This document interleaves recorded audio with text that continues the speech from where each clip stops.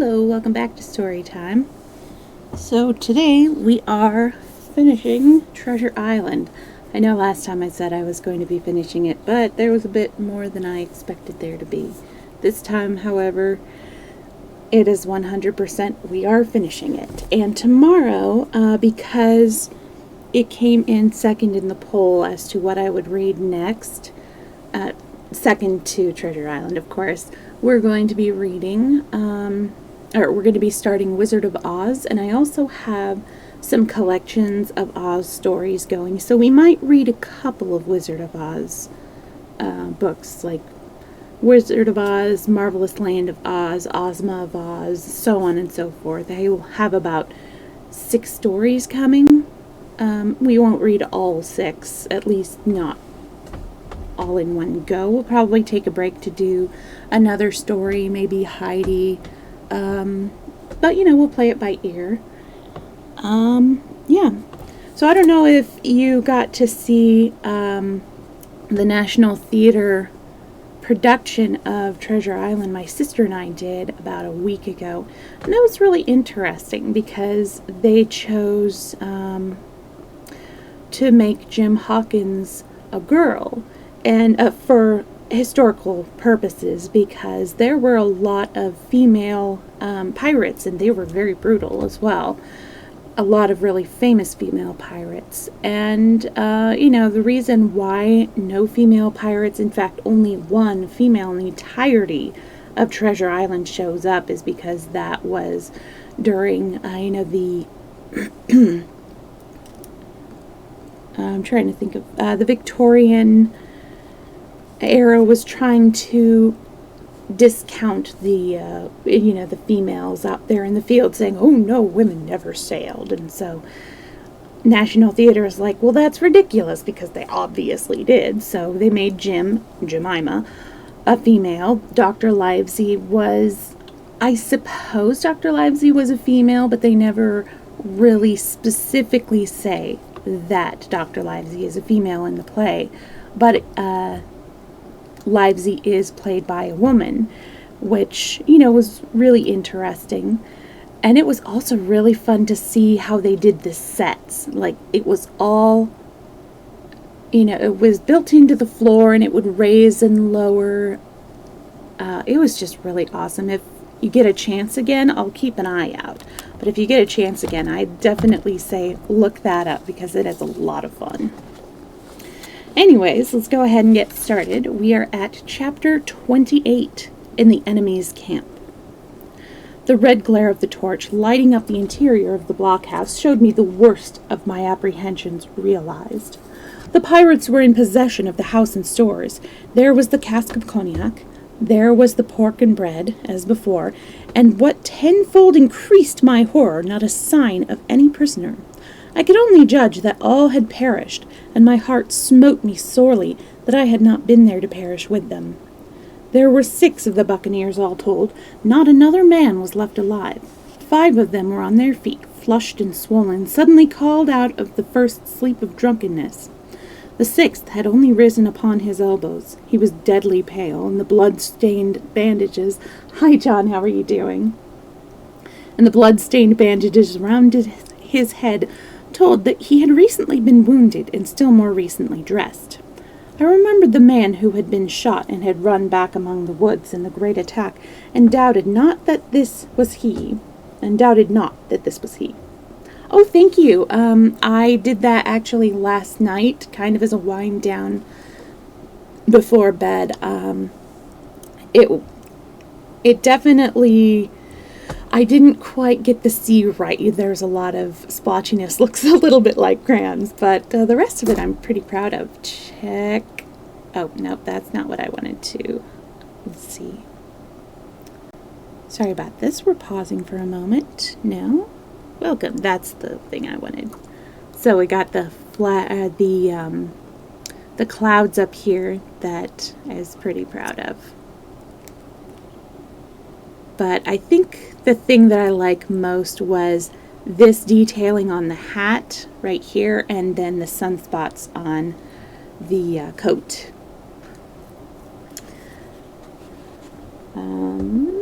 Where was I? Aha! The parrot sat, preening her plumage, on Long John's shoulder. He himself, I thought, looked somewhat paler and more sterner than I was used to. He still wore the fine broadcloth suit in which he had fulfilled his mission, but it was bitterly the worse for wear, daubed with clay and torn with the sharp briars of the woods. "So," said he, "here's Jim Hawkins, shiver my timbers. Dropped in like, eh? Well, come, I take that friendly." And thereupon he sat down across the brandy cask and began to fill a pipe. "Give me a loan of the link, Dick," said he, and then, when he had a good light, "That'll do, lad," he added. "Stick the glim in the wood heap, and you, gentlemen, bring yourselves ho. You needn't stand up for Mr. Hawkins. He'll excuse you, you may lay to that.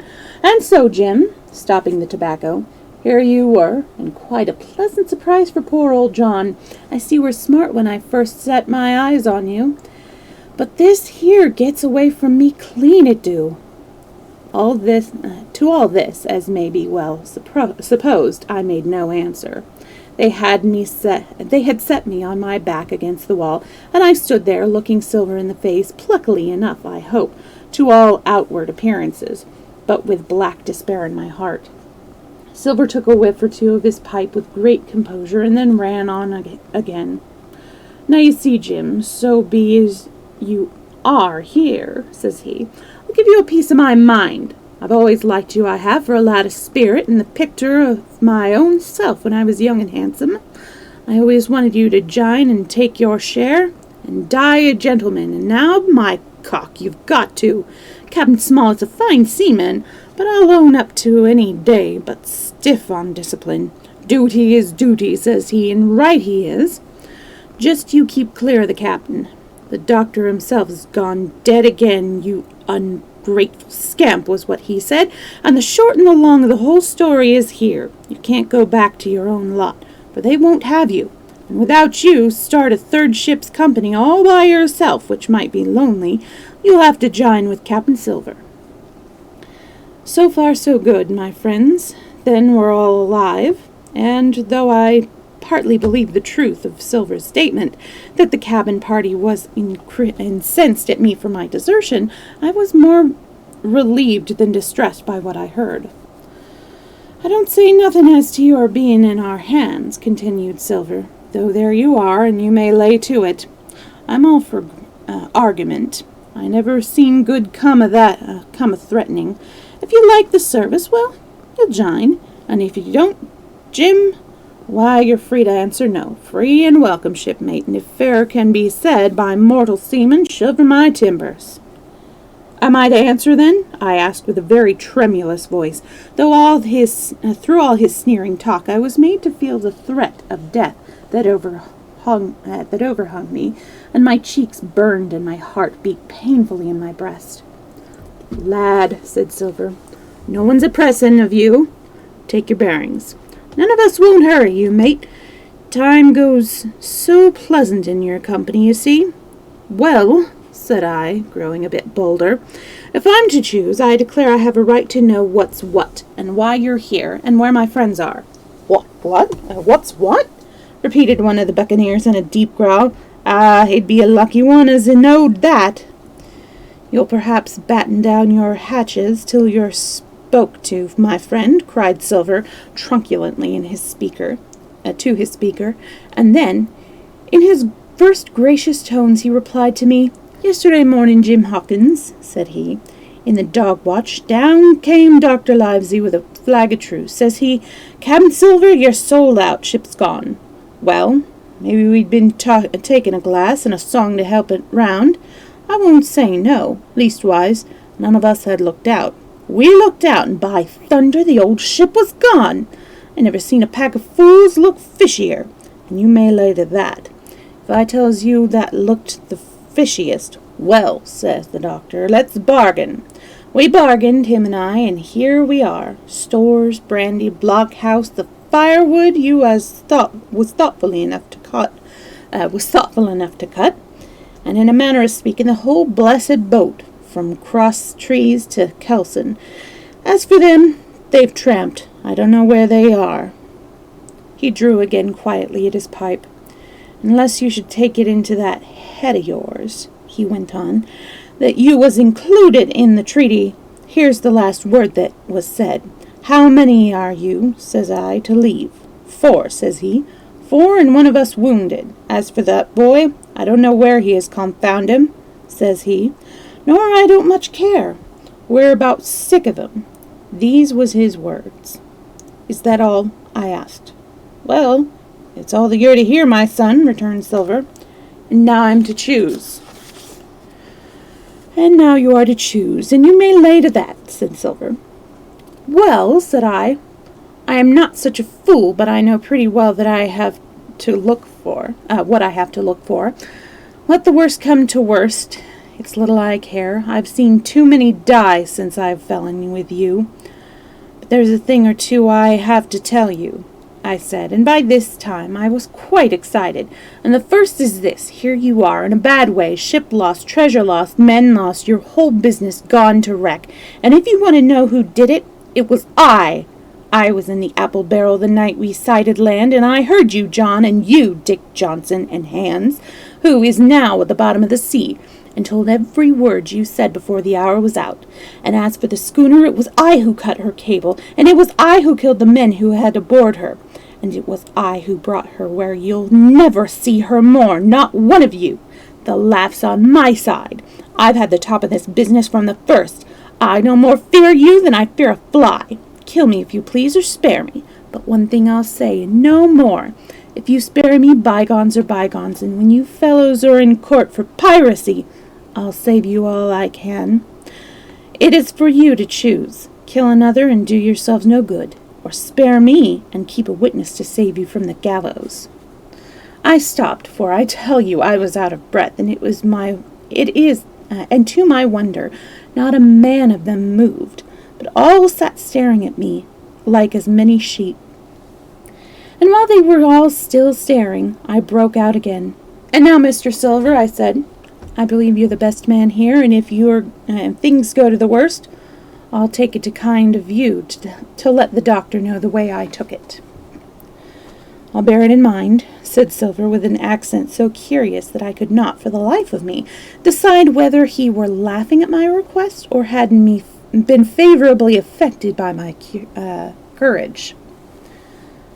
"I'll put one to that," cried the old mahogany-faced seaman, Morgan by name, whom I had seen in Long John's public house upon the quays of Bristol. "It was him that knowed Black Dog." "Well, and see here," added the sea cook, "I'll put another again to that, by thunder, for it was the same boy that faked the chart from Billy Bones. First and last we've split upon Jim Hawkins." "Then here goes," said Morgan with an oath, and he sprang up, drawing his knife as if he had been 20. "Avast there!" cried Silver. "Who are you, Tom Morgan? Maybe you thought you was captain here, perhaps. By the powers, but I'll teach you better. Cross me, and you'll go where many a good man's gone before you, first and last. These 30 year back, some of the yard arms shiver my timbers and come by the board, and all to feed the fishes. There's never a man looked me between the eyes and seen a good day afterwards, Tom Morgan, you may lay to that." Morgan paused, but a hoarse murmur rose from the others. "Tom's right," said one. "I stood hazing long enough from one," added another. "I'll be hanged if I'll be hazed by you, John Silver." "Did any of you gentlemen want to have it out here with me?" roared Silver, bending far forward from his position on the leg, with his pipe still glowing in his right hand. "Put a name on what you're at. You ain't dumb, I reckon. Him that wants shall get it. Have I lived this many years, and a son of rum punchin' cock his hat athwart my hawse at the latter end of it? You know the way. You're all gentlemen of fortune, but by your account. Well, I'm ready. Take a cutlass, him that dares, and I'll see the colour of his inside, crutch and all, before that pipe's empty." Not a man stirred. Not a man answered.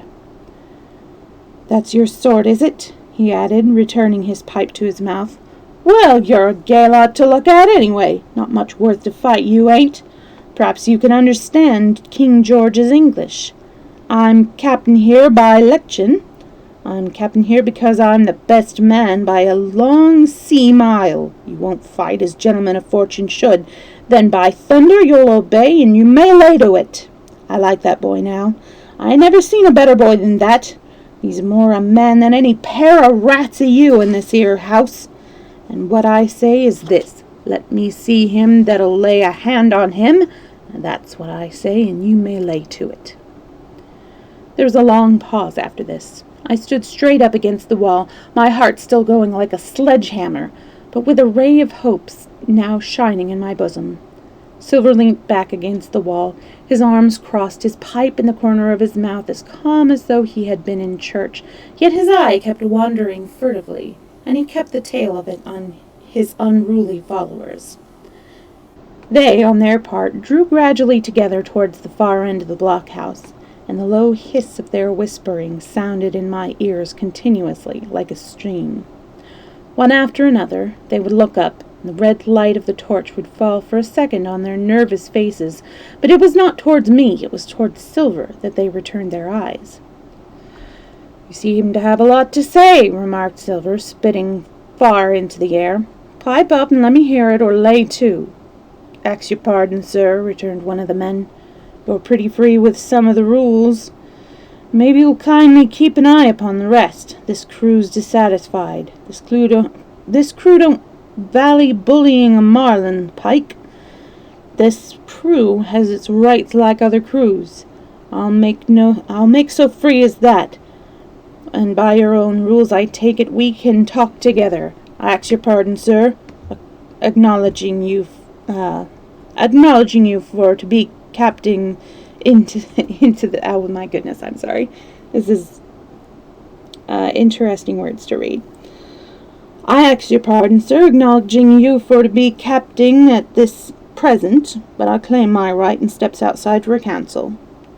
And with an elaborate sea salute, this fellow, a long, ill-looking, yellow-eyed man of 35, stepped coolly towards the door and disappeared out of the house.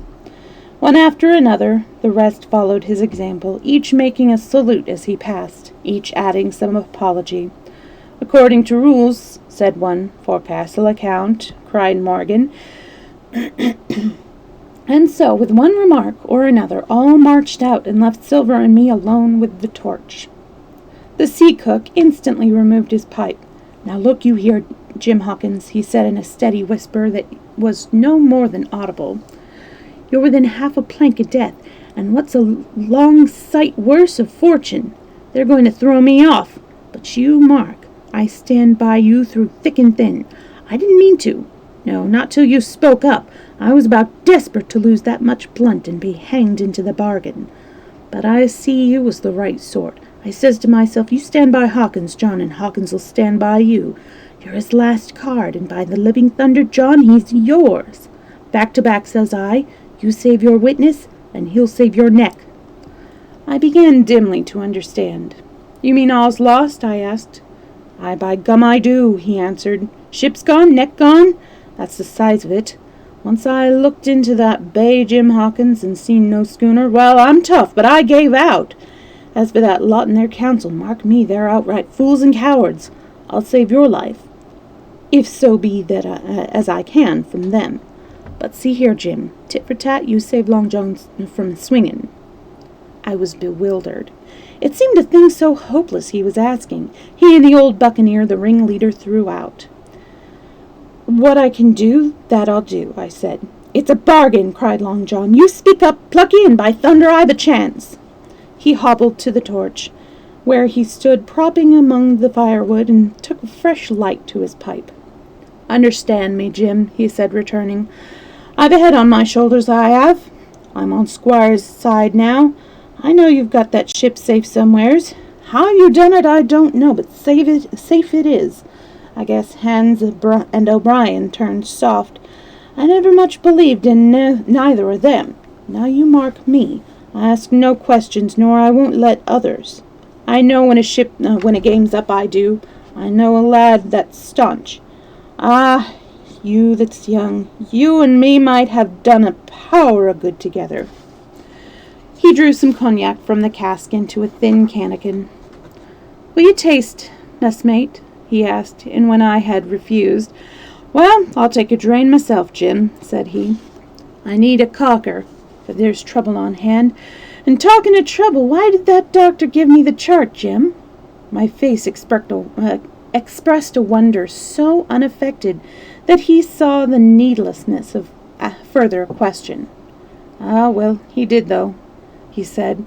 "And there's something under that, no doubt. Something surely under that, Jim, bad or good." And he took another swallow of the brandy, shaking his great fair head like a man who looks forward to the worst.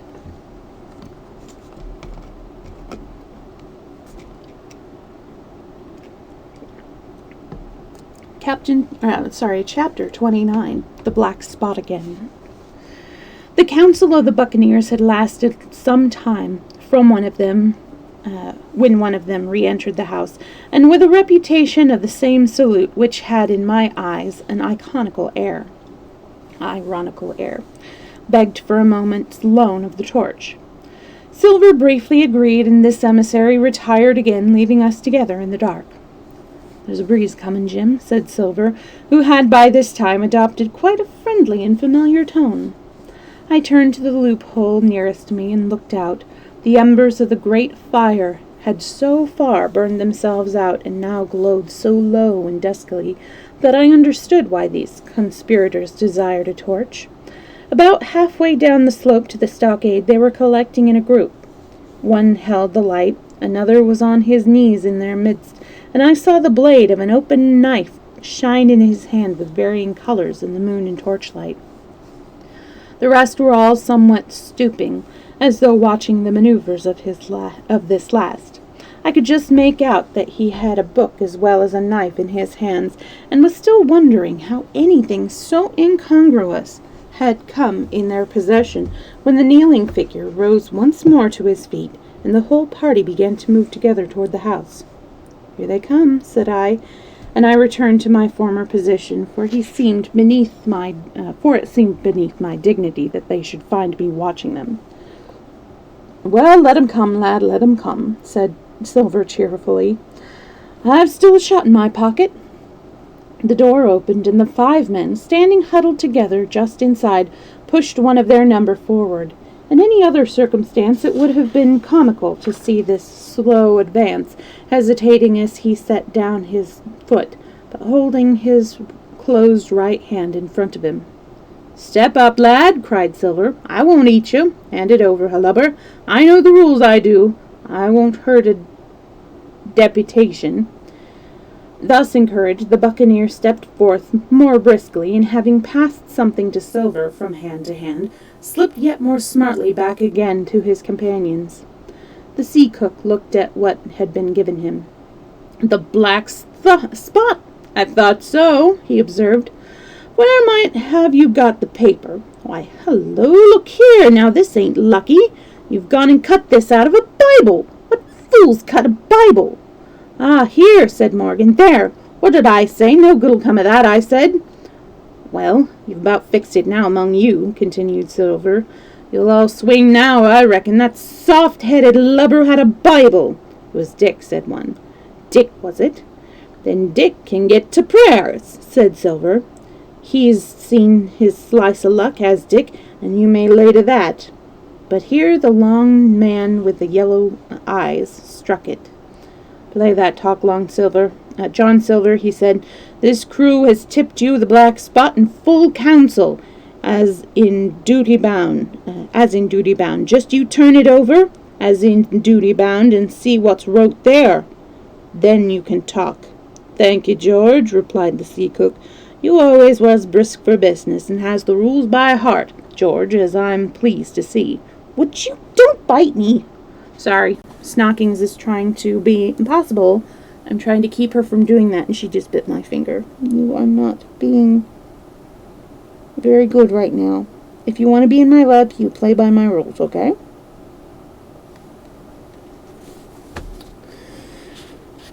Now I have to find my place. Sorry about that.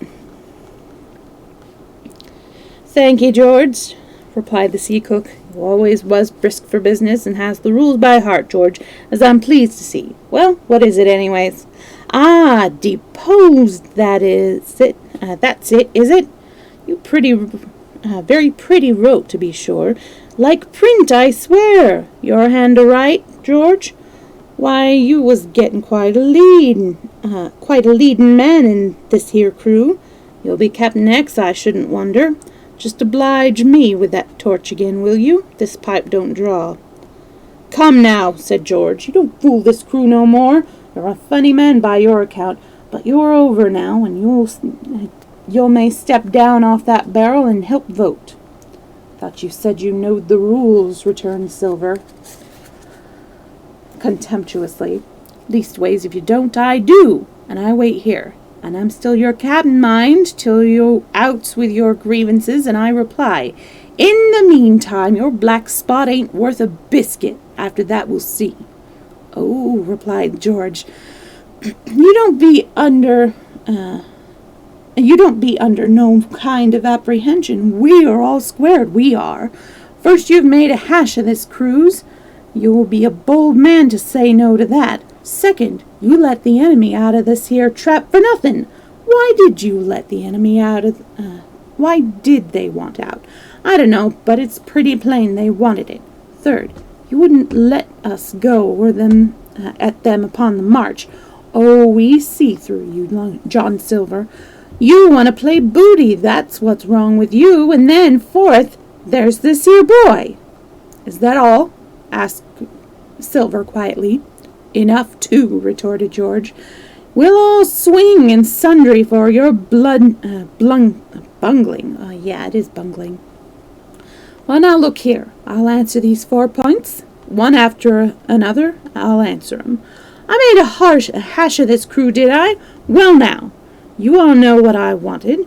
And you all know if that had been done, that we'd have been aboard the Hispaniola this night as ever was, every man of us alive and fit, and full of good plum duff, and the treasure in the hold of her, by thunder. Well, who crossed me?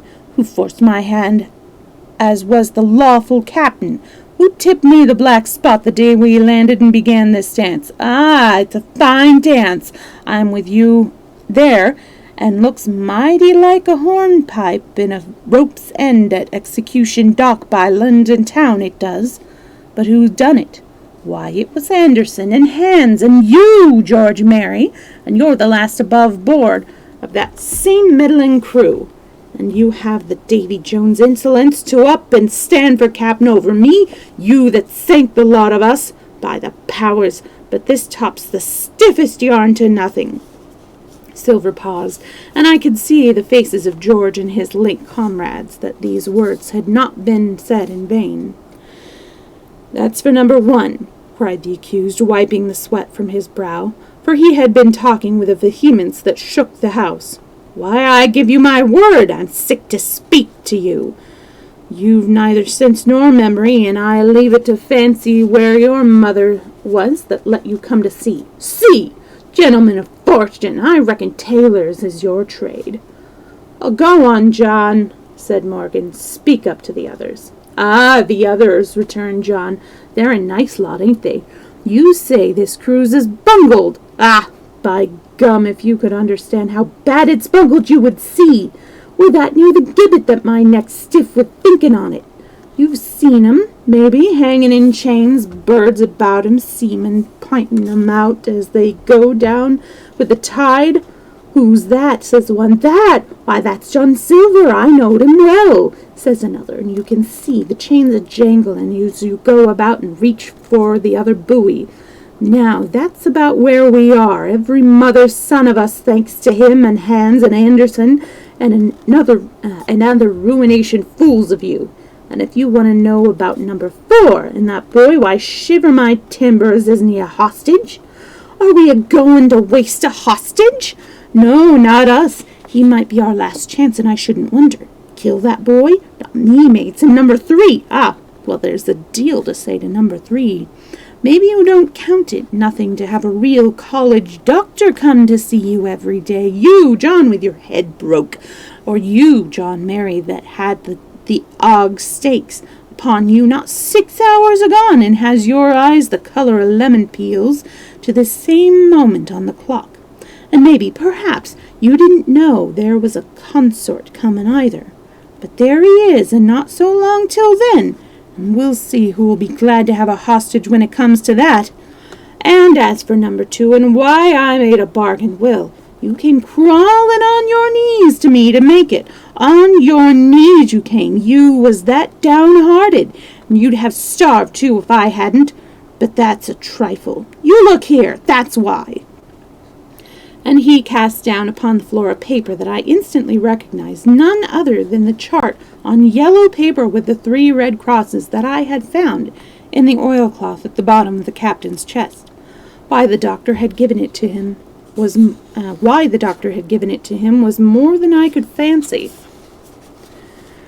But if it was inexplicable to me, the appearance of the chart was incredible to the surviving mutineers. They leaped upon it like cats upon a mouse. It went from hand to hand, one tearing it from another, and by the oaths and the cries and the childish laughter with which they accompanied their examination, you would have thought not only they were fingering the very gold, but were at sea with it besides in safety. Yes, said one, that's Flint, sure enough. J.F. and a score below with a clove hitched to it. So he done ever. Mighty pretty, said George. But how are we to get away with it, and us no ship? Silver suddenly sprang up, and supporting himself with a hand against the wall, Now I give you a warning, George, he cried. One more word of your sauce, and I'll call you down and fight you. How? Why, how do I know? You had ought to tell me that, you and the rest that lost me my schooner with your interference, burn you. But not you. You can't, and you hain't got the invention of a cockroach. But civil you can speak, and shall, George Marion, you may lay to that. That's fair now, said the old man Morgan. Fair! I reckon so, said the sea cook. You lost the ship. I found the treasure. Who's the better man at that? And now I resign. By thunder, elect who you please to be your captain now. I've done with it. Silver, they cried. Barbecue forever. Barbecue for captain. So that's the tune, is it? Cried the cook. George, I reckon you'll have to wait another turn, friend, and lucky for you, as I'm not a revengeful man. But that was never my way. And now, shipmates, this black spot, 'tain't much good now, is it? Dick's crossed his luck and spoiled his Bible, that's about all. It'll do to kiss the book on still, won't it? Growled Dick, who was evidently uneasy at the curse he had brought upon himself. Bible with a bit cut out, returned Silver derisively. Not it. It don't bind no more'n a Ballard book. Don't it, though? Cried Dick with a sort of joy. Well, I reckon that's worth having, too. Here, Jim, here's a curiosity for you, said Silver, and he tossed me the paper. It was around the size of a crown piece. One side was blank, for it had been the last leaf. The other contained a verse or two out of Revelation 7. These words among the rest, which struck sharply home upon my mind. Without are dogs and murderers. The printed side had been blackened with wood ash, which already began to come off and soil my fingers on the black side.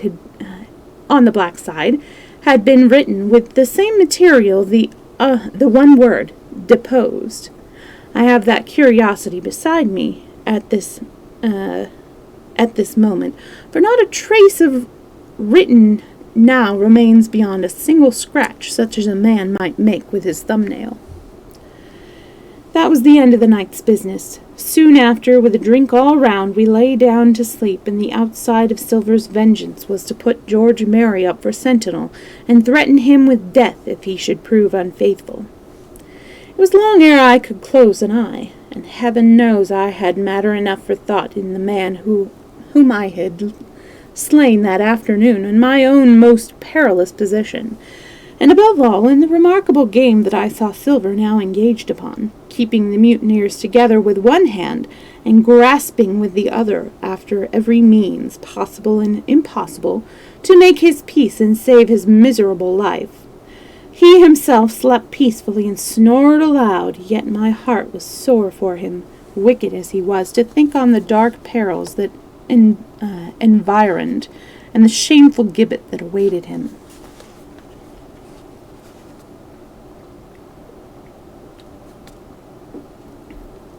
Chapter 30. On Parole. I was wakened. Indeed, we were all wakened, for I could see even the sentinel shake himself together from where he had fallen against the doorpost, by a clear, hearty voice hailing us from the margin of the wood. "Blockhouse ahoy!" it cried. "Here's the doctor!" And the doctor it was, although I was glad to hear the sound. Yet my gladness was not without admixture. I remembered with confusion my insubordinate and stealthy conduct, and when I saw where it had brought me, among what companions had surrounded by what dangers, I felt ashamed to look him in the face.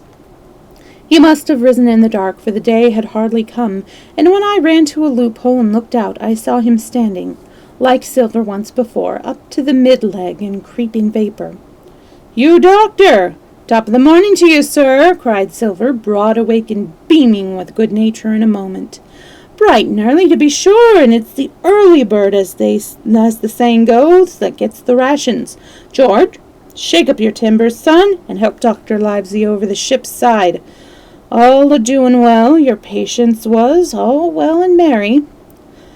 So he pattered on, standing on the hilltop with his crutch under his elbow and one hand upon the side of the log-house, quite the old John in voice, manner, and expression. "We've quite a surprise for you, too, sir," he continued. "We've a little stranger here. He! A new boarder and a lodger, sir, and looking fit and taut as a fiddle. Slept like a supercargo, he did, right alongside of John, stem to stem we was all night." Dr. Livesey was by this time across the stockade and pretty near the cook, and I could see the alteration in his voice as he said, "Not Jim." "The very same Jim as ever was," said Silver. The doctor stopped outright, although he did not speak, and it was some seconds before he seemed able to move on. "Well, well," he said at last. "Duty first and pleasure afterwards, as you might have said yourself, Silver. Let us overhaul these patients of yours." A moment afterwards he had entered the blockhouse, and with one grim nod to me, proceeded with his work among the sick. He seemed under no apprehension, though he must have known that his life among those treacherous demons depended on a hair, and he rattled on to his patients as if he were paying an ordinary professional visit in a quiet English family. His manner, I suppose, reacted on the men, for they behaved to him as if nothing had occurred, as if he were still ship's doctor and they still faithful hands before the mast. "You're doing well, my friend," he said to the fellow with the bandaged head. "And if ever any person had a close shave, it was you. Your head must be as hard as iron. Well, George, how goes it? You're a pretty color, certainly. Why, your liver, man, is upside down. Did you take that medicine? Did he take that medicine, men?" Aye, sir, he took it, sure enough," returned Morgan. "Because you see, since I'm mutineer's doctor, or prisoner doctor, as I prefer to call it, prison doctor, as I prefer to call it," says Dr. Livesey in his pleasantest way, "I make it a point of honor not to lose a man for King George, God bless him, and the gallows." The rogues looked at each other, but swallowed the home thrust in silence. "Dick don't feel well, sir," said one. "Don't he?" replied the doctor. "Well, step up here, Dick, and let me see your tongue." "No, I should be surprised if he did. The man's tongue is fit to frighten the French. Another fever." "Ah, there," said Morgan. "That comed of spoilin' Bibles." "That comed, as you call it, of being arrant asses," retorted the doctor, "and not having sense enough to know honest air from poison, and the dry land from a vile pestiferous slough. I think it most probable, though of course it's only an opinion, that you'll all have the deuce to pay for before you get that malaria out of your systems. Camp in a bog, would you? Silver, I'm surprised at you. You're less of a fool than many. Take you all round, but you don't appear to me to have a rudiment of a notion of the rules of health. Well, he added, after he had dosed them round, and they had taken their prescriptions with really laughable humility, more like charity school-children than blood-guilty mutineers and pirates. Well, that's done for today, and now I should wish to have a talk with that boy, please. And he nodded his head in my direction carelessly. George Mary was at the door, spitting and spluttering over some bad-tasting medicine, but at the first word of the doctor's proposal he swung round with a deep flush and cried, "No!" and swore. Silver struck the barrel with his open hand. "Silence!" he roared, and looked out about him positively like a lion. "Doctor," he went on in his usual tones, "I was a-thinking of that, knowing as how you had a fancy for the boy. We're all humbly grateful for your kindness, and as you see, puts faith in you and takes the drugs down like that much grog. And I take it I've found a way as'll suit all. Hawkins, will you give me your word of honor as a young gentleman? For a young gentleman you are, although poor born. Your word of honor not to slip your cable?" I readily gave the pledge required. "Then, doctor," said Silver, "you just step outside of that stockade, and once you're here I'll bring the boy down on the inside, and I reckon you can yarn through the spars. Good day to you, sir, and all your duties to the squire and Captain Smollett." The explosion of disapproval, which nothing but Silver's black looks had restrained, broke out immediately the doctor had left the house. Silver was roughly accused of playing double, of trying to make a separate peace for himself, of sacrificing the interests of his accomplices and victims, and, in one word, of the identical, exact thing that he was doing. It seemed to me so obvious in this case that I could not imagine how he was to turn their anger. But he was twice the man the rest were, and his last night's victory had given him a huge preponderance on their minds. He called them all the fools and dolts you can imagine, said it was necessary I should talk to the doctor, fluttered the chart in their faces, asked them if they could afford to break the treaty the very day they were bound to treasure hunting. "No, by thunder!" he cried. "It's us must break the treaty when the time comes, and till then I'll gammon that doctor if I have to ile his boots with brandy." And then he bade them all the fire lit, and stalked out upon his crutch, with his hands on my shoulders, leaving them in a disarray and silenced by his volubility rather than convinced. "Slow, lad, slow," he said. "They might round upon us in a twinkle of an eye if we was seen to hurry." Very deliberately, then, did we advance across the sand to where the doctor awaited us on the other side of the stockade, and as soon as we were within easy speaking distance, Silver stopped.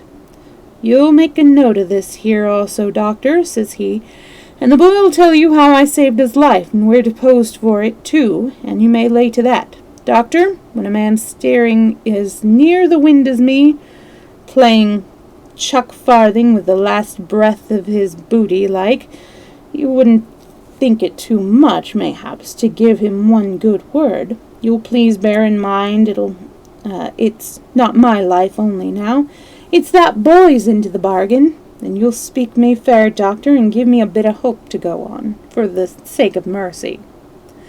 Silver was a changed man once he was out there and had his back to his friends in the blockhouse. His cheeks seemed to have fallen in, his voice trembled. Never was a soul more dead in earnest. "Why, John, you're not afraid?" asked Dr. Livesey. "Doctor, I'm no coward. No, not I. Not so much," said he, and he snapped his fingers. "If I was, I wouldn't say it. But I'll own up fairly. I've the shakes upon me for the gallows. You're a good man and a true. I never seen a better man. And you'll not forget what I done good. Not any more'n you'll forget the bad, I know. And I step aside, see here, and leave you and Jim alone. And you'll put that down for me, too, for it is a long stretch, is that." So saying, he stepped back a little way, till he was out of earshot, and then sat down upon a tree stump and began to whistle, spinning round now and again upon his seat so as to command a sight, sometimes of me and the doctor, and sometimes of his unruly ruffians as they went to and fro in the sand between the fire, which they were busy rekindling, and the house from which they brought forth pork and bread to make the breakfast. "So, Jim," said the doctor sadly, "here you are. As you have brewed, so shall you drink, my boy. Heaven knows I cannot find it in my heart to blame you, but this much I will say. Be it kind or unkind, when Captain Smollett was well, you dared not have gone off, and then he was ill and couldn't help it. By George, it was downright cowardly." I will own that I here began to weep. "Doctor," I said, "you might spare me. I have blamed myself enough. My life's forfeit anyway, and I should have been dead by now if Silver hadn't stood for me. And, doctor, believe this, I can die, and I dare say I deserve it, but what I fear is torture. If they come to torture me, Jim—" The doctor interrupted, and his voice was quite changed. "Jim, I can't have this. Whip over, and we'll run for it." "Doctor," said I passed my word." I know, he cried. "We can't help that, Jim, now. I'll take it on my shoulders, holus bolus. Blame and shame, my boy. But stay here, I cannot let you. Jump, one jump, and you're out, and we'll run for it like antelopes." "No," I replied. "You know right well you wouldn't do this thing yourself. Neither you nor Squire nor Captain, and no more will I. Silver trusted me. I passed my word, and back I go. But, doctor, you did not let me finish. If they come to torture me, I might let slip a word of where the ship is. For I got the ship, part by luck and part by risking, and she lies in North Inlet on the southern beach, and just below high water. At half tide she must be high and dry." "That ship!" exclaimed the doctor. Rapidly I described to him my adventures, and he heard me out in silence. "There is a kind of fate in this," he observed when I had done. "Every step it's you that saved our lives. And do you suppose by any chance that we are going to let you lose yours? That would be a poor return, my boy. You found out the plot. You found Ben Gunn. And the best deeds that ever you did, or will do, though you live to 90. Oh, by Jupiter, and talking of Ben Gunn, why, this is the mischief in person. Silver," he cried, "Silver, I'll give you a piece of advice," he continued as the cook drew near again. "Don't you be in any great hurry after that treasure." "Why, sir, I do my possible, which that ain't," said Silver. "I can only, asking your pardon, save my life and the boys by seeking for that treasure, and you may lay to that." "Well, Silver," replied the doctor, "if that is so, I'll go one further. Look out for seagulls when you find it." "Sir," said Silver, "as between man and man, that's too much and too little. What you're after, why you left the blockhouse, why you given me that there chart, I don't know now, do I? And yet I done your bidding, with my eyes shut and never a word of hope. But no, this here's too much.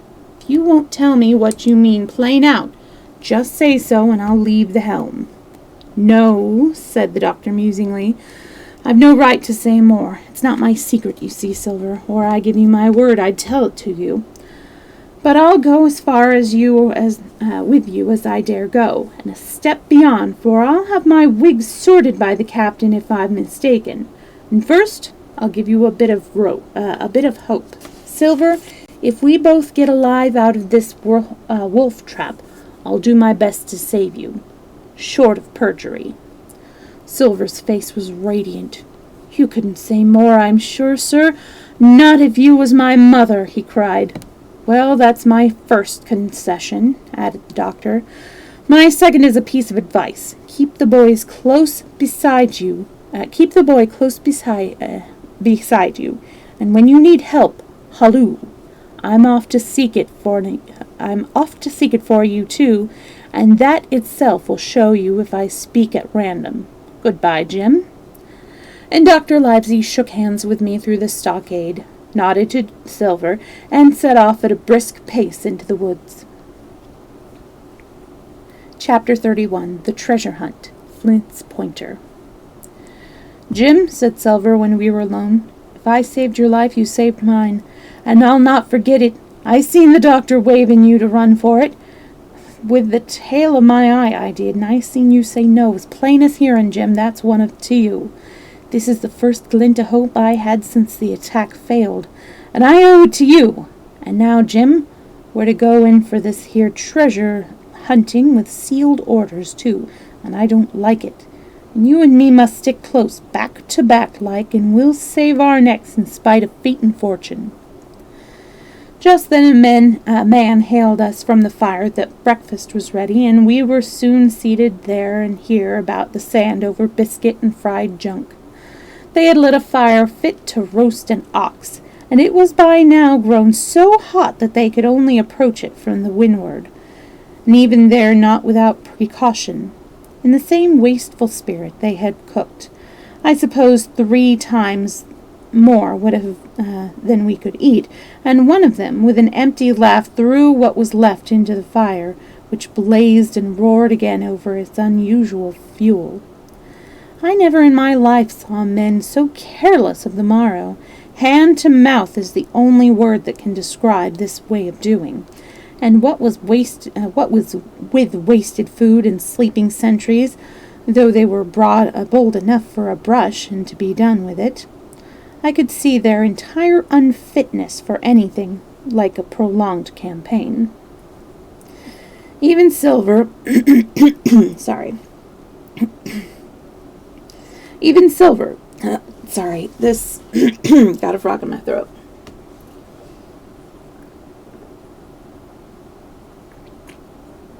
Okay, let's try this again.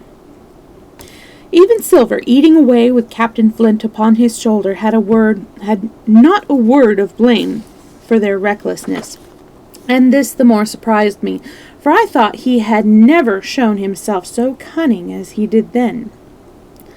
"Aye, mates," said he, "it's lucky you have barbecue to think for you with this here head. I got what I wanted, I did. Sure enough, they have the ship.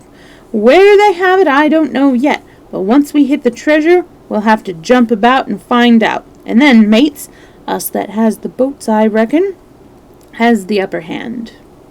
Thus he kept running on with his mouth full of the hot bacon.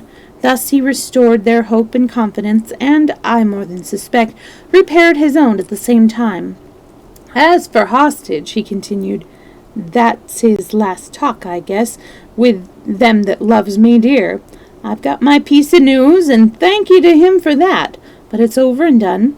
I'll take him in a line when we go treasure hunting, for we'll keep him like so much gold, in case of accidents, you mark, and in the meantime, once we got the ship and treasure both, and off to sea like jolly companions, why then we'll talk Mr. Hawkins over, we will, and we'll give him his share, to be sure, for all his kindness." It was no wonder the men were in a good humour now. For my part, I was horribly cast down. Should the scheme he had now sketched prove feasible, Silver, already doubly a traitor, would not hesitate to adopt it. He had still a foot in either camp, and there was no doubt he would prefer wealth and freedom with the pirates to a bare escape from hanging, which was the best he had to hope on our side. Nay, and even if things so fell out that he was forced to keep his faith with Dr. Livesey, even then what danger lay before us? What a moment that would be when the suspicions of his followers turned to uncertainty, and he and I should have to fight for dear life. He a cripple and I a boy, amongst 5 strong and active seamen. Add to this double apprehension the mystery that still hung over the behavior of my friends, their unexplained desertion of the stockade, their inexplicable concession of the chart, or of the harder still to understand the doctor's last warning to Silver, "Look out for squalls when I find it." And you will readily believe how little taste I found in my breakfast, and with how uneasy a heart I set forth behind my captors on the quest for treasure. We made a curious figure, had anyone been there to see us, all in soiled sailor clothes, and all but me aimed to the teeth. Silver had 2 guns slung about him, one before and one behind, besides the great cutlass on his waist and a pistol in each pocket of his square-tailored coat. To complete his strange appearance, Captain Flint sat perched upon his shoulder and gabbled odds and ends of purposeless sea talk. I had a line about my waist and followed obediently after the sea cook, who held the loose end of the rope, now in his free hand, now between his powerful teeth. For all the world I was led like a dancing bear. The other men who were variously burdened, some carrying picks and shovels, for that had been the very first necessity they brought ashore from the Hispaniola, others laden with pork, bread, and brandy from the midday meal. All the stores I had observed came from our stock, and I could see the truth of Silver's word that night before. Had he not struck a bargain with the doctor, he and his mutineers deserted by the ship must have been driven to subsist on clear water and the proceeds of their hunting. Silver would have been little to their taste. Water would have been little to their taste. A sailor is not usually a good shot, and besides all that, when they were so short of edibles, it is not likely that they would be very flush of powder. Well, thus equipped, we all set out, even the fellow with the broken head, who should certainly have kept in shadow, and straggled one after another to the beach, where the 2 gigs awaited us. Even these bore trace of the drunken folly of the pirates, one in a broken thwart, and both in their muddy and unbaled condition. Both were to be carried along with us for the sake of safety, and so, with our numbers divided between them, we set forth upon the bosom of the anchorage. As we pulled over, there was some discussion on the chart. The Red Cross was, of course, far too large to be a guide, and the terms of the note on the back, as you will hear, admitted of some ambiguity. They ran, the reader may remember, thus: tall tree, spyglass shoulder, bearing a point to the north of north-northeast. Skeleton Island east-southeast and by east, 10 feet. A tall tree was thus the principal mark. Now, right before us, the anchorage was bound by a plateau from 200 or 300 feet high, adjoining on the north the sloping southern shoulder of the spyglass, and rising again towards the south into the rough, cliffy eminence called the mizzenmast hill. The top of the plateau was dotted thickly with pine trees of varying height. Every here and there, one of the different species rose 40 or 50 feet clear above its neighbors, and which of these was the particular tall tree of Captain Flint could only be decided by the spot and by the readings of the compass. Yet, although that was the case, every man on board the boats had picked a favorite of his own ere he were halfway over. Long John, alone shrugging his shoulders and bidding them wait till they were there. We pulled easily, by Silver's direction, not to weary the hands prematurely, and after quite a long passage, landed at the mouth of the second river, that which runs down a woody cleft of the spyglass. Thence, bending to our left, we began to ascend the slope towards the plateau. At the first onset, heavy, miry ground and a matted marish vegetation, what means marshy, greatly delayed our progress. By little and little, the hill began to steepen and become stony underfoot, and the wood to change its character and to grow in a more open order. It was indeed a most pleasant portion of the island that we were now approaching. A heavy scented broom and many flowering shrubs had almost taken the place of the grass. Thickets of green nutmeg trees were dotted here and there with the red columns in the broad shadow of the pines, and the first mingled their spice with the aroma of the others. The air, besides, was fresh and stirring, and this, under the sheer sunbeams, was a wonderful refreshment to our senses. The party spread itself abroad in a fan shape, shouting and leaping to and fro, About the center and a good way behind the rest, Silver and I followed, I tethered by my rope, he plowing with deep pants among the sliding gravel. From time to time, indeed, I had to lend him a hand, or he must have missed his footing and fallen backwards down the hill. We had thus proceeded for about half a mile and were approaching the brow of the plateau when the man upon the farthest left began to cry aloud, as if in terror. Shout after shout came from him, and the others began to run in his direction. "He can't have found the treasure," said old Morgan, hurrying past us from the right, "for that's clean atop."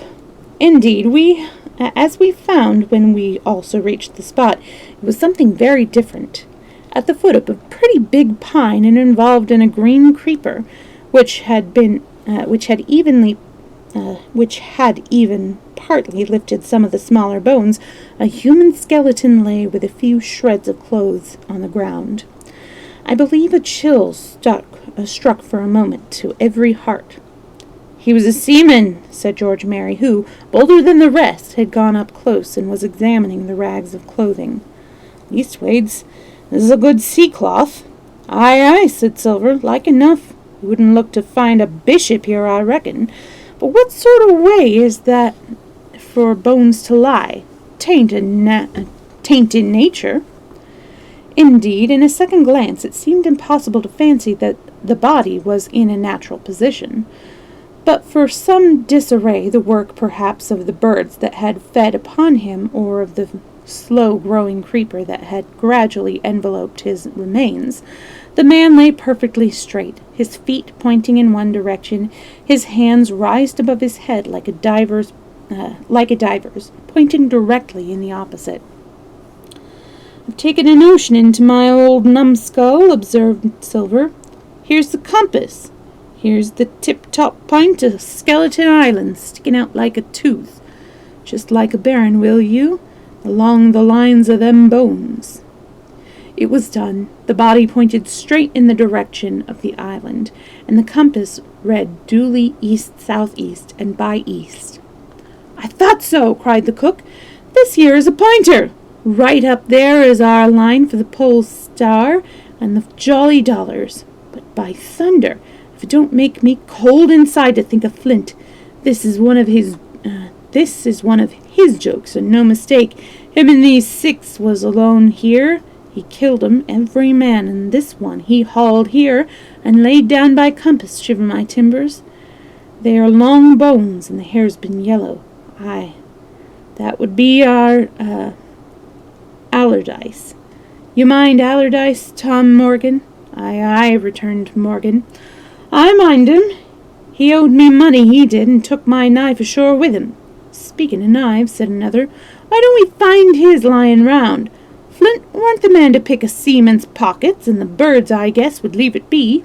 "By the powers, and that's true," cried Silver. "There ain't a thing left here," said Mary, still feeling round the bones among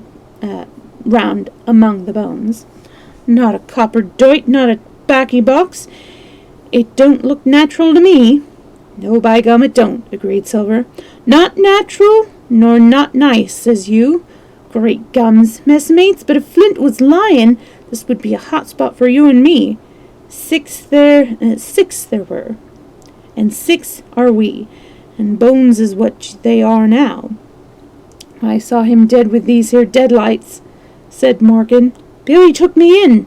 There he laid with penny pieces on his eyes." "Dead. Aye, sure enough. He's dead and gone below," said the fellow with the bandage.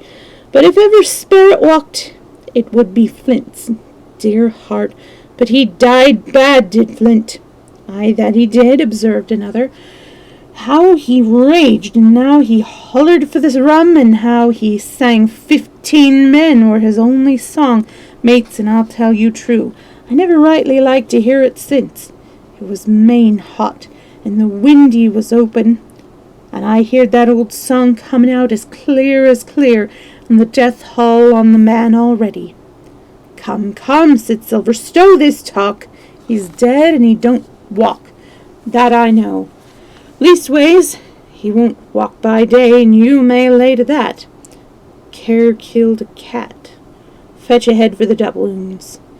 We started, certainly, but in spite of the hot sun and the staring daylight, the pirates no longer ran separate and shouting through the woods, but kept side by side and spoke with bated breath. The terror of the dead buccaneer had fallen on our spirits.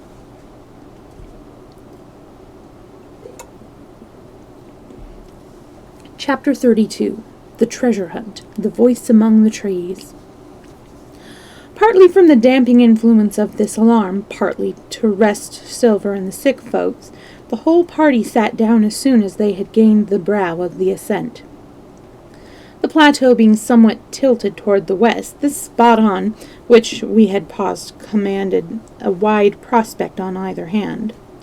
Before us, over the tree-top, we beheld the cape of the woods fringed with turf.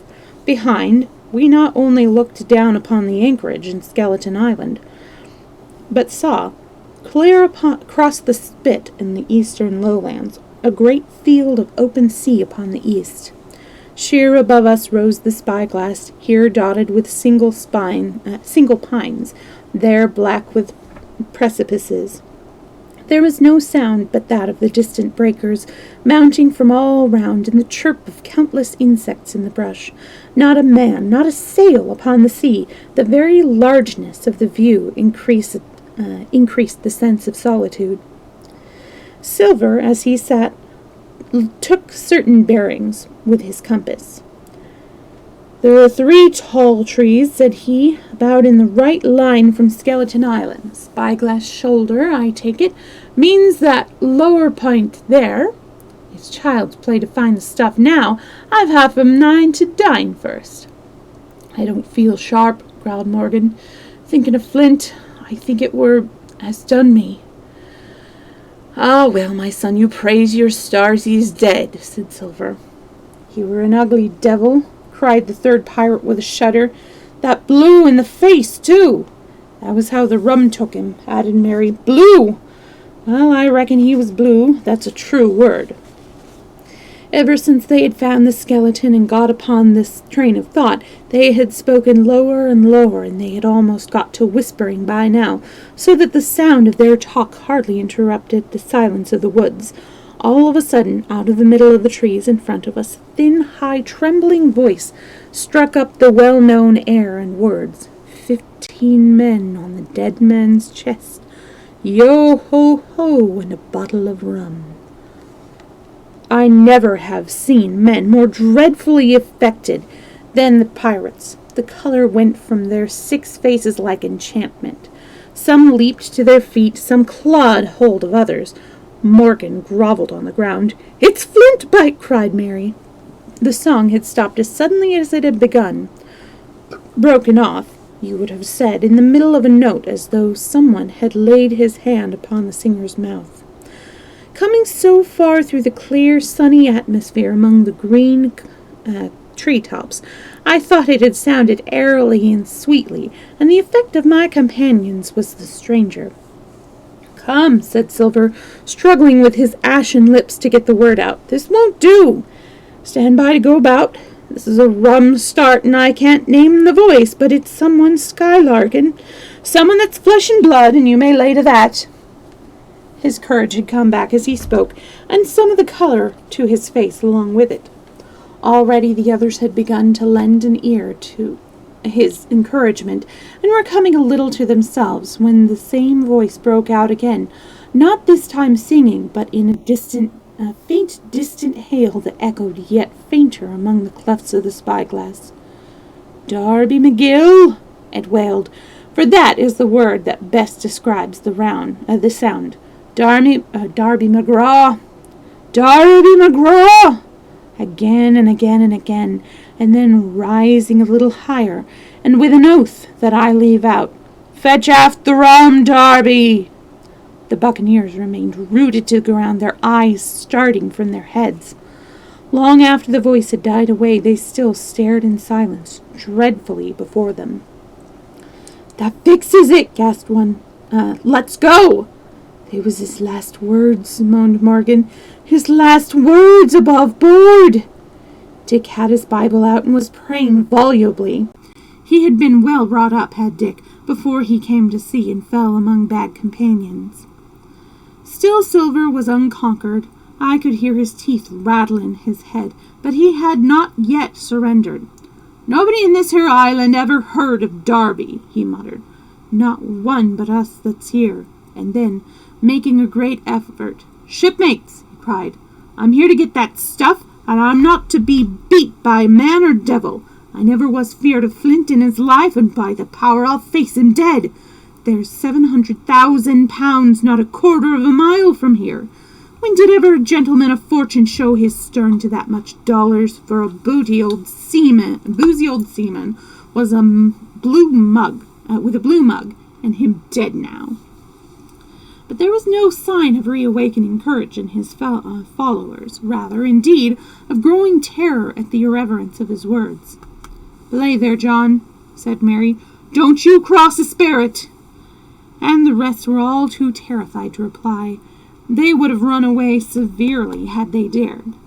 But fear kept them together and kept them close by John, as if his daring helped them. He, on his part, had pretty well fought his weakness down. "Spirit? Well, maybe," he said. "There's one thing not clear to me. There was no echo. Now, no man ever seen a spirit with a shadow. Well then, what's he doing with an echo to him? I should like to know. That ain't in nature, surely." This argument seemed weak enough to me, but you can never tell what will affect the superstitious, and to my wonder, George Mary was greatly relieved. "Well, that's so," he said. "You've a head upon your shoulders, John, and no mistake. 'Bout shipmates, this here crew is on a wrong tack, I do believe, and come to think of it, it was like Flint's voice, I'll grant you, but just not so clear way like, after all. It was like or somebody else's own voice now. It was like, by the powers, Ben Gunn!" roared Silver. "Aye, and so it were," cried Morgan, springing to his knees. "Ben Gunn it were!" "Don't make much odds do it now?" asked Dick. "Ben Gunn's not here in the body any more'n Flint." But the other older hands greeted his remark with scorn. "Why, nobody minds Ben Gunn," cried Mary. "Dead or alive, nobody minds him." It was extraordinary how their spirits had returned and how the natural color had revived in their faces. Soon they were chatting together with intervals of listening, and not long after, hearing no further sound, they shouldered the tools and set forth again, Mary walking first with Silver's compass to keep them on the right line with Skeleton Island. He had said the truth. Dead or alive, nobody minded Ben Gunn. Dick alone still held his Bible and looked around him as he went, with fearful glances, but he found no sympathy, and Silver even joked him on his precautions. "I told you," said he, "I told you you had spoiled your Bible. If it ain't no good to swear by, what do you suppose a spirit would give for it? Not that!" And he snapped his big fingers, halting a moment on his crutch. But Dick was not to be comforted. Indeed, it was soon plain to me that the lad had fallen sick, hastened by heat, exhaustion, and the shock of his alarm. The fever, predicted by Dr. Livesey, was evidently growing swiftly higher. It was fine open walking here upon the summit. Our way lay a little downhill, for, as I have said, the plateau tilted towards the west.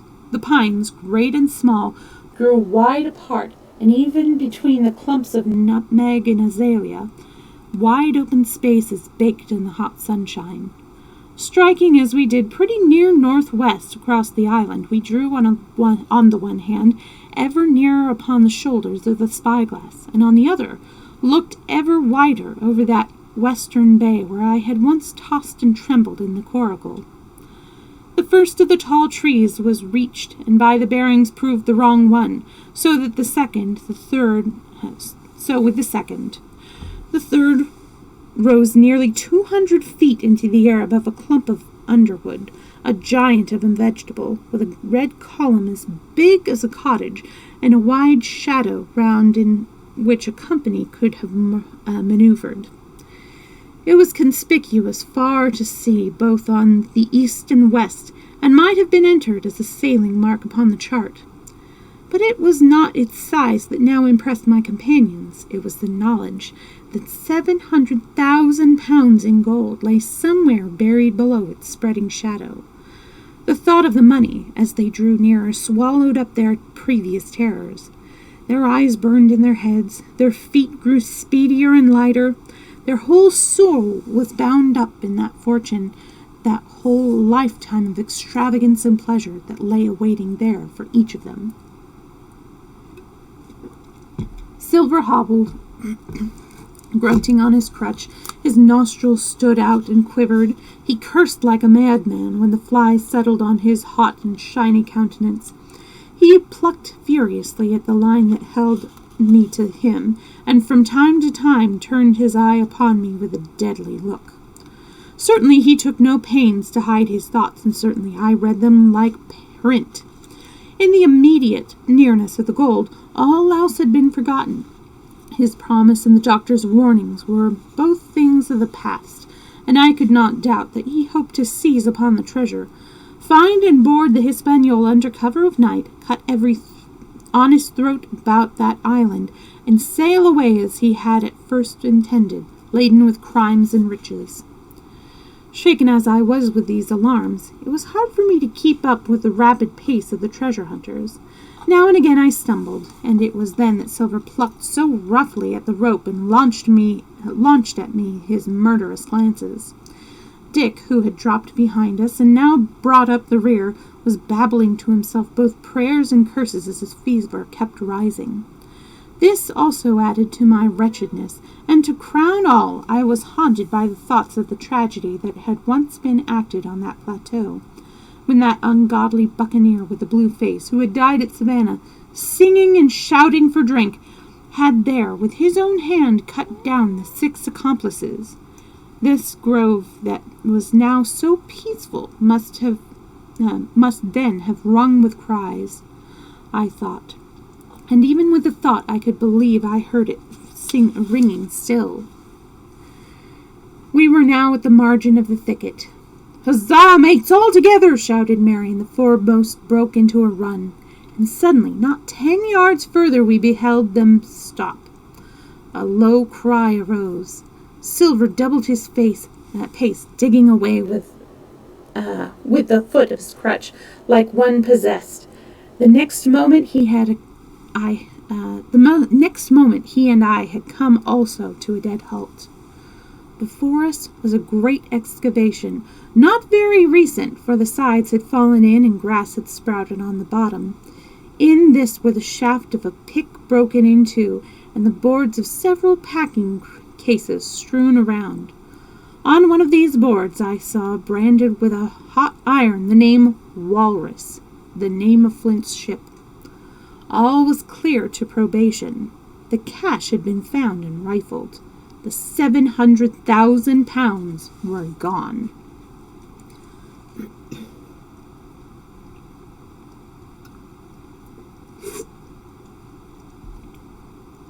Chapter 33. The Fall of a Chieftain. There never was such an overturn in this world. Each of these 6 men was as though he had been struck. But with Silver the blow passed almost immediately. Every thought of his soul had been set full stretch, like a racer on that money. Well, he was brought up in a single second, dead. And he kept his head, found his temper, and changed his plan before the others had had time to realize the disappointment. "Jim," he whispered, "take that and stand by for trouble." And he passed me a double-barreled pistol. At the same time he began quietly moving northward, and in a few steps had put the hollow between us 2 and the other 5. Then he looked at me and nodded, as much as to say, "Here is a narrow corner," as indeed I thought it was. His looks were not quite friendly, and I was so revolted at these constant changes that I could not forbear whispering, "So you've changed sides again." There was no time left for him to answer in. The buccaneers, with oaths and cries, began to leap one after another into the pit and to dig with their fingers, throwing the boards aside as they did so. Morgan found a piece of gold. He held it up with a perfect spout of oaths. It was a 2-guinea piece, and it went from hand to hand among them for a quarter of a minute. 2 guineas! Roared Mary, shaking it at Silver. That's your 700,000 pounds, is it? You're the man for bargains, ain't you? You're him that never bungled nothing, you wooden-headed lubber. Dig away, boys, said Silver with the coolest insolence. You'll find some pig nuts, and I shouldn't wonder. Pig nuts, repeated Mary in a scream. Mates, do you hear that? I tell you now, that man there knew it all along. Look in the face of him, and you'll see it right there. Ah, Mary, remarked Silver, standing for capping again. You're a pushin' lad, to be sure. But this time everyone was entirely in Mary's favor. They began to scramble out of the excavation, darting furious glances behind them. One thing I observed, which looked well for us, they all got out upon the opposite side from Silver. Well, there we stood, 2 on one side, 5 on the other, the pit between us, and nobody screwed up high enough to offer the first blow. Silver never moved. He watched them, very uptight on his crutch, and looked as cool as ever I saw him. He was brave and no mistake. At last, Mary seemed to think a speech might help matters. Mates, said he, there's 2 of them alone there. One's the old cripple that brought us all here and blundered us down to this. The other's that cub that I mean to have the heart of. Now, mates.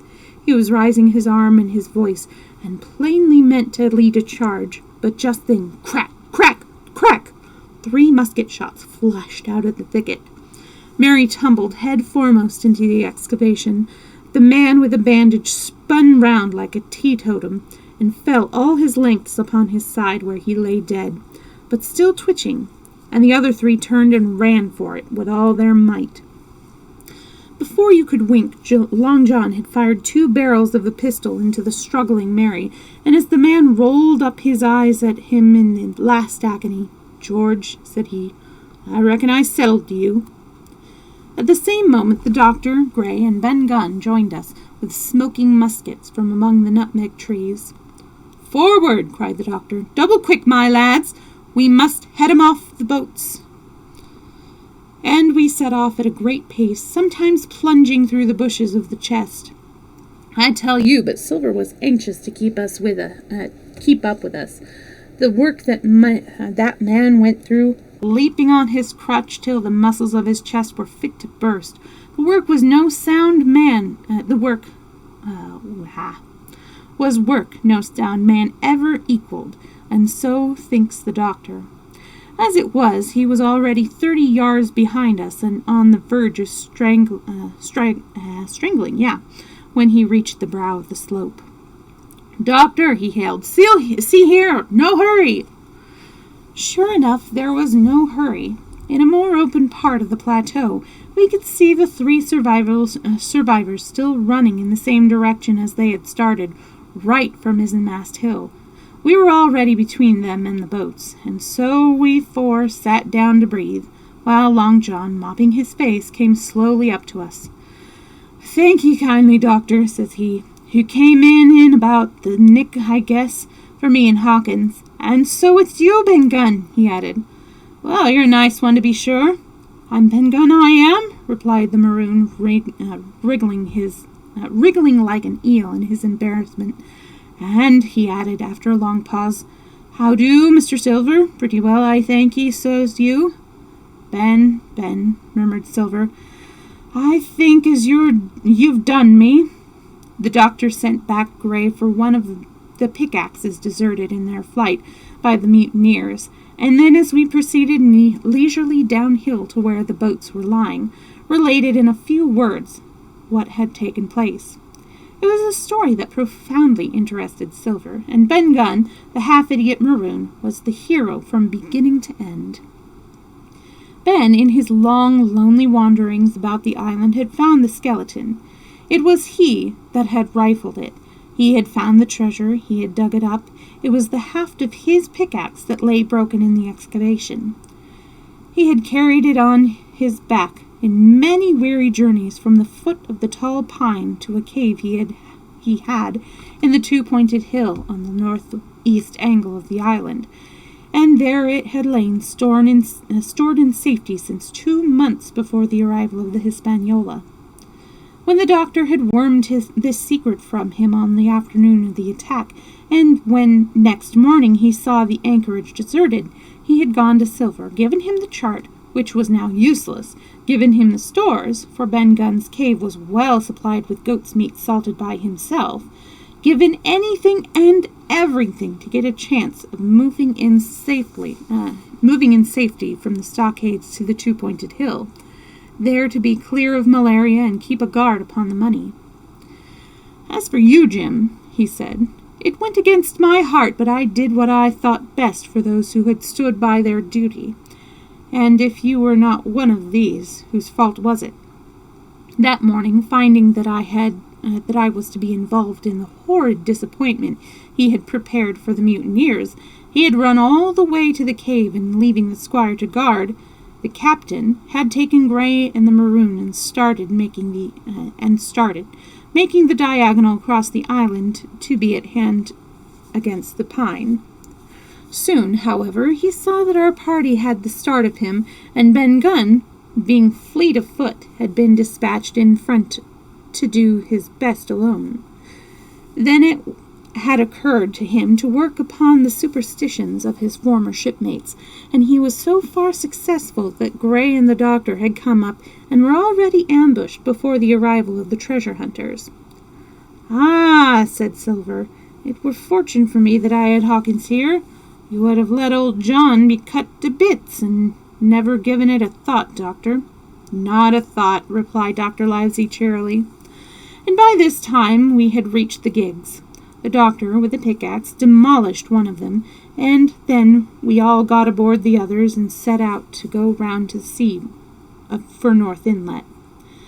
This was a run of 8 or 9 miles. Silver, though he was almost killed already with fatigue, was set to an oar, like the rest of us, and we were soon skimming swiftly over a smooth sea. Soon we passed out of the straits and doubled the southeast corner of the island, round which 4 days ago we had towed the Hispaniola. As we passed the two-pointed hill, we could see the black mouth of Ben Gunn's cave, and a figure standing by it, leaning on a musket. It was the squire, and he waved a handkerchief and gave him three.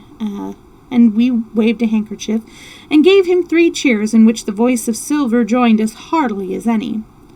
3 miles farther, just inside the mouth of North Inlet, what should we meet but the Hispaniola cruising by herself? The last flood had lifted her, and had there been much wind or a strong tide current, as in the southern anchorage, we should never have found her more, or found her stranded beyond help. As it was, there was little amiss beyond the wreckage of the mainsail. Another anchor was got ready and dropped in 1.5 fathoms of water. We all pulled round again to Rum Cove, the nearest point for Ben Gunn's treasure house, and then Gray, single-handed, returned with the gig to the Hispaniola, where he was to pass the night on guard. A gentle slope ran up from the beach to the entrance of the cave. At the top, the squire met us. To me he was cordial and kind, saying nothing of my escapade either in the way of blame or praise. At Silver's polite salute he somewhat flushed. "John Silver," he said, "you're a prodigious villain and impostor, a monstrous impostor, sir. I am told I am not to prosecute you. Well then, I will not. But the dead men, sir, hang about your neck like millstones." "Thank ye kindly, sir," replied Long John, again saluting. "I dare you to thank me," cried the squire. "It is a gross dereliction of my duty. Stand back." And thereupon we all entered the cave. It was a large, airy place, with a little spring and a pool of clear water overhung with ferns. The floor was sand. Before a big fire lay Captain Smollett, and in a far corner, only duskily flickered over by the blaze, I beheld great heaps of gold and quadrilaterals built of bars of gold. That was Flint's treasure that we had come so far to seek, and that had cost already the lives of 17 men from the Hispaniola. How many it had cost in the amassing, what blood and sorrow, what good ships scuttled on the deep, what brave men walking the plank blindfold, what shot of cannon, what shame and lies and cruelty, perhaps no man alive could tell. But there were still three upon that island, Silver and old Morgan and Ben Gunn, who had each taken his share in these crimes, as each had hoped in vain to share in the reward. "Come in, Jim," said the captain. "You're a good boy in your line, Jim, but I don't think you and me'll go to sea again. You're too much of the born favourite for me. Is that you, John Silver? What brings you here, man?" "Come back to my duty, sir," returned Silver. "Ah," said the captain, and that was all he said. What a supper I had of it that night with all my friends around me, and what a meal it was with Ben Gunn's salted goat and some delicacies and a bottle of old wine from the Hispaniola.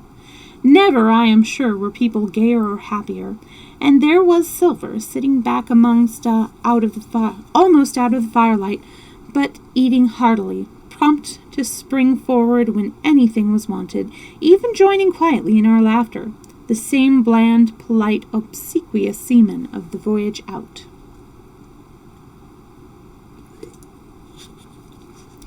Chapter 34. And last. The next morning we fell early to work for the transportation of this great mass of gold near a mile by land to the beach, and thence 3 miles by boat to the Hispaniola.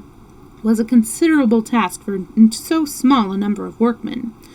The 3 fellows still aboard upon the island did not greatly trouble us. A single sentry on the shoulder of the hill was sufficient to ensure us against any sudden onslaught, and we thought, besides, they had had more than enough of fighting. Therefore the work was pushed on briskly. Gray and Ben Gunn came and went with the boat, while the rest, during their absences, piled treasure on the beach.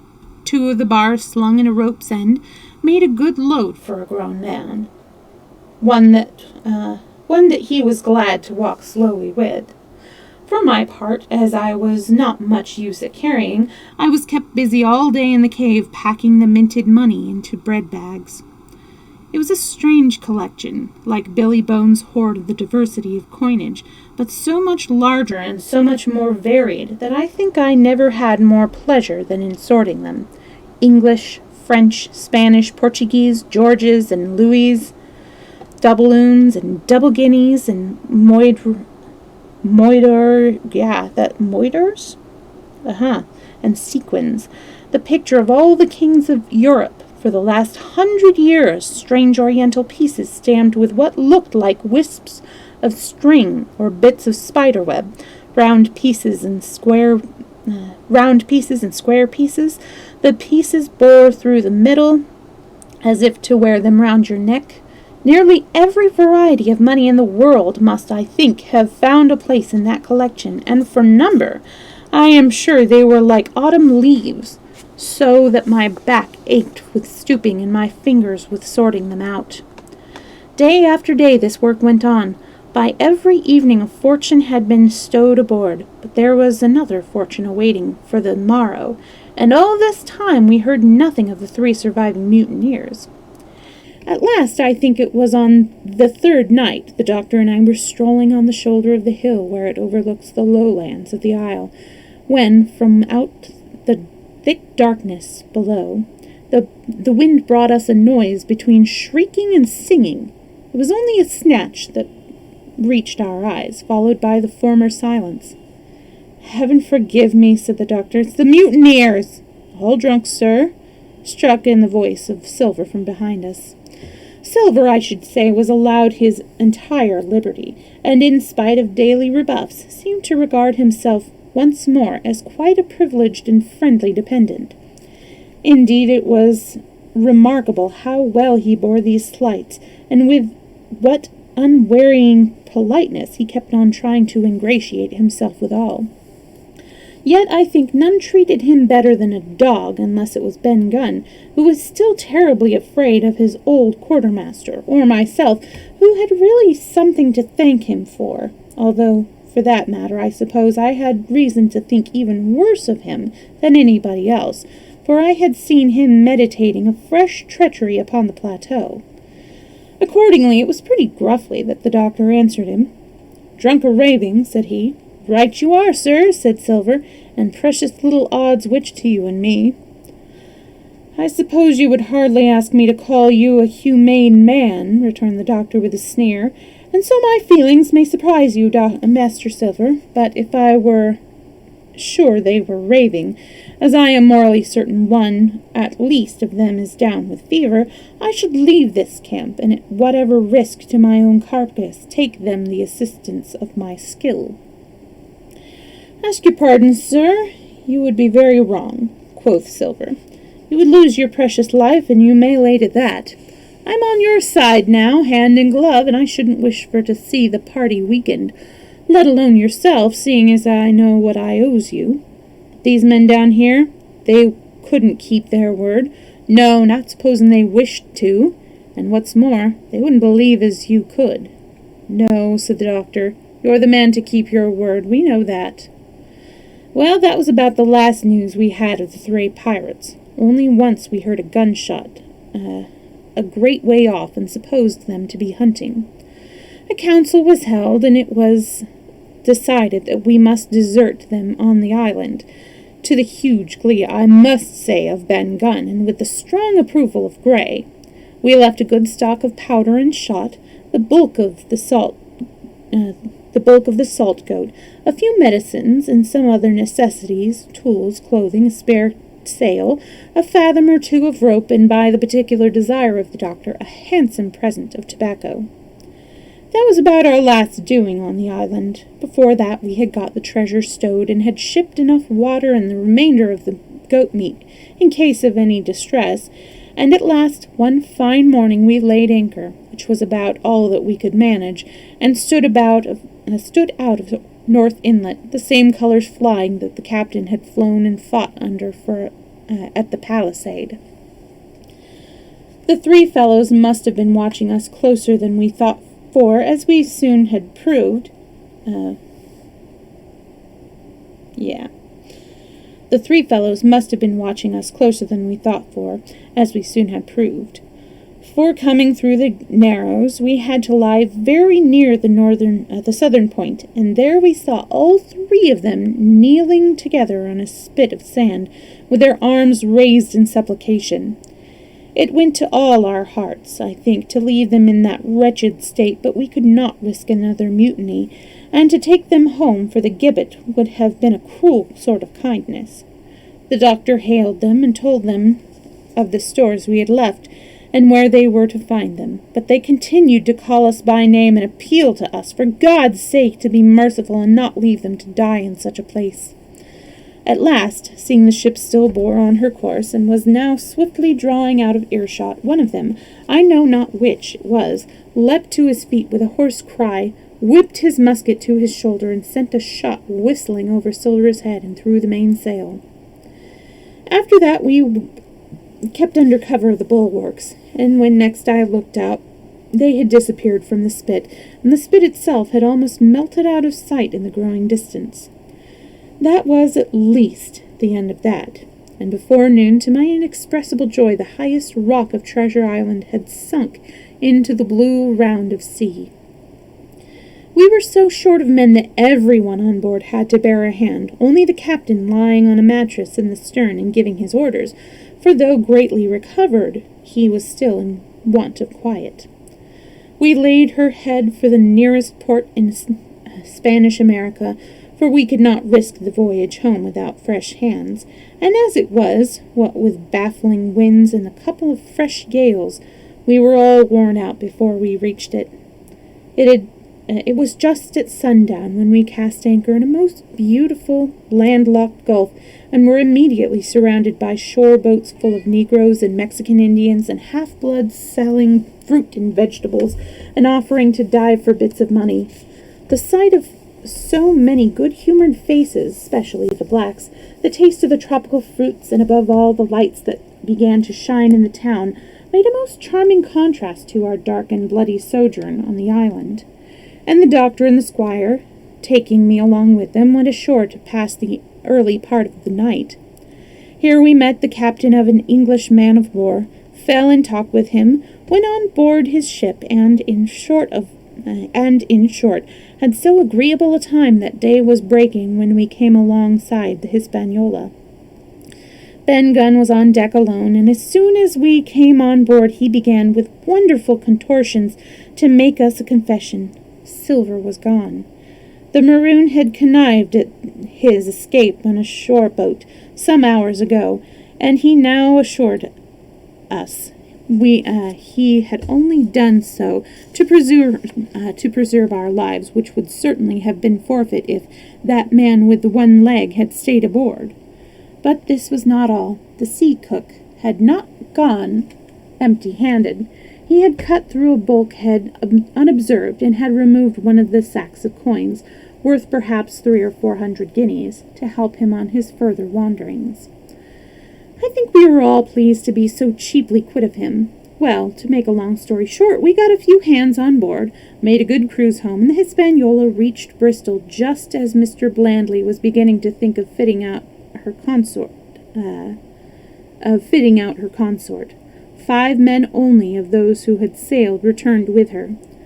Drink and the devil had done for the rest with a vengeance, although, to be sure, we were not quite so bad as case as the other ship they sang about. With 1 man of her crew alive, what put to sea with 75? All of us had an ample share of the treasure and used it wisely or foolishly, according to our manners. Captain Smollett is now retired from the sea. Gray not only saved his money, but being suddenly smit with the desire to rise, also studied his profession, and he is now mate and part owner of a fine full-rigged ship, married besides, and the father of a family. As for Ben Gunn, he got £1,000, which he spent or lost in 3 weeks, or to be more exact, in 19 days, for he was back begging on the 20th. Then he was given a lodge to keep, exactly as he had feared upon the island, and he still lives a great favourite, although something of a butt, with the country boys, and a notable singer in church on Sundays and saints' days. Of Silver we have heard no more. That formidable seafaring man with 1 leg has at last gone clean out of my life, but I dare say that he met his old negress, and perhaps he still lives in comfort with her and Captain Flint. It is to be hoped so, I suppose, for his chances of comfort in another world are very small. The bar silver and the arms still lie, for all I know, where Flint buried them, and certainly they shall lie there for me. Oxen and wain ropes would not bring me back to that accursed island, and the worst dreams that ever I have are when I hear the surf booming about its coasts, and start upright in bed with sharp cries of Captain Flint still ringing in my ears. Pieces of 8! Pieces of 8! And we have come to the end of Treasure Island. There are some footnotes and all of that stuff, but I'm not going to read them, and if you want to, I'm sure you can find them online or something. But I'm going to end the Storytime stream now. We're going to start Wizard of Oz tomorrow, 2 to 4, as usual. And I'm going to take just a little bit of a break. Then I'm going to start a little bit of a game streaming. Some sort of puzzle game, probably The Room, maybe Eyes of Ara, maybe The Search, we'll see. But I hope you will stick around and hang out with me. I'm going to get a little bit of snack, and I'll see you soon.